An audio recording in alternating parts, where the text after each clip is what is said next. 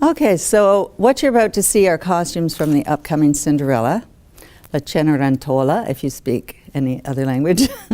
And these are the male costumes. We don't have the ball gowns and all the women's wear because that we're working on. And our costumes come from across Ontario right now. We have the women's wear coming in from Stratford Festival, and we have the men's wear, which is what you're seeing here from Malabar.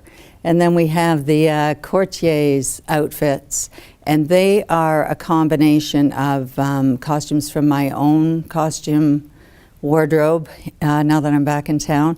And we have revamped those because, you know, budget, budget, budget is what we're looking at. So to start with, to give you an idea of what we're looking at, we are in late 17th century. So if you think of really France, England, just how beautiful it was for court dress.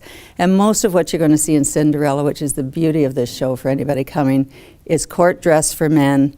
And it is sometimes as fancy or fancier than women's wear.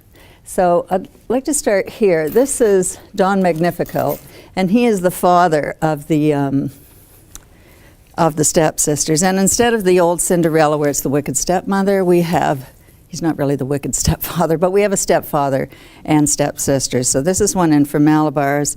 It's gorgeous, like all the trimming that you see for a lot of the fellas. They've never worn anything as beautiful as this. And it's a lot of work. Man hours on this is probably over a couple of 100 hours just to build one outfit.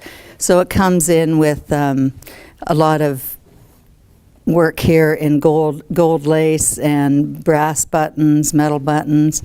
It's worn with breeches and jabots, which is the lace that goes around all the men's necks. So some constraints that you have in a show that's as big as this, we have 25 in the cast. We started with 27. We're down to 25, and that's where it's holding, is the cost factor. You have 25 people, and some of them are wearing 3 costumes apiece. So if you just do the math on where we're looking costume-wise, we have a huge amount of costumes to get in for a specific budget. And that is why with the courtiers who you'll see, my ideal would be to put them all in white wigs, but we can't afford it. So then as a costume designer, I look at how can I get that look in contemporary, 2014. So some of that will be white sticking their hair, so it'll look like it's powdered hair, but it'll be their own, and whether it's spiked or long isn't as important as they carry the whole tone throughout the show. And I did manage to get, all our women are in period wigs, so you're going to see some gorgeous high, sort of Marie Antoinette wigs with no bird cages in it, but little glass slippers and stuff. So we're going all out on this one, folks. And then we have, again, Don Magnifico, his entrance outfit, which is the long night shirt and the nightcap. And gorgeous, gorgeous garment here, which is really a common robe that many of the men wore back in that time period. It's a little bit of a Chinese reflection into it. And still, as a costumer, I try and add little bits. So if I can find bits within my own wardrobe, I'll add to that, whether it's footwear. I'm trying to get some of the guys in heels. We'll see how that goes. Some can walk in them, some can't. So we start with what they have, and then I kind of move out from there. And this is a gorgeous outfit. This is the Dandini, who's really the prince in disguise. And it's a beautiful frock coat, so you get the pleating. Again, all the gold work all throughout. And his shirt that goes underneath this has the lace frills that come out the bottom, so very beautiful to look at. And he, again, we have to train the guys because they're so used to wearing jeans. So in today's time, they just go, they sit down. Well, now they're working with a tailcoat, they're in hose, which is stockings, and then they have all of this skirt of the jacket to contend with. So when they sit down, we have to teach them how to sit, we have to teach them how to walk in the time period so they're not turning really fast or just sloughing up in their outfit. So it's all about posture, it's all about holding your chest out and your chin up. And when you see them in this, they stand and look in the mirror at themselves and go, my gosh, I never thought I could look so handsome. And this, of course, prince. So this is really a stunning outfit from Malabars. And again, it's got a baldric here, which would normally carry a sword off the hip. Epaulettes. And again, with our courtiers, we would have loved to have put epaulettes on all of them.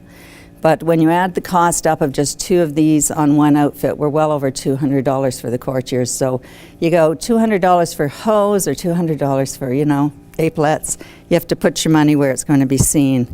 And again, this is a gorgeous, it's got a nehru neck on it. And it's a little different of a coat. It isn't the frock. It moves into a tailcoat, but once again, the prince is dealing with how he's going to sit and how he's going to stand. And on top of that, he's the only one at the end of the production, other than the courtiers, who wears the long pants. And this, typically in this time period, everybody should be in breeches. But again, as a costume designer, I can go outside of that element. The first thing is to know what they should be wearing in, and then why are you going to adjust it and move it out. And I just love the look of that long, lean line. It's like the Cinderella storybooks. And I thought, I really want to see the prince at the end in something that just carries the line and carries that whole stature. And aside from the fact you have to run through wardrobes and you're looking at hundreds of costumes, and then you have specific sizes. So Malabar rents across the US and Canada. Their costumes are sought after because of the quality, like Stratford Festival. And you may go in and find nothing, and some days you go in and you find 20 that would fit this one fella. So you're always juggling what you want, and what you choose is not maybe your first choice in your mind as a designer, but you still keep the tone of the show. And I look to the last minute because I just I see it in my head, and I want to get them what I've got planned. So there's a little excerpt from Cinderella, and if you want to see more like the ball gowns, you got to come to the show.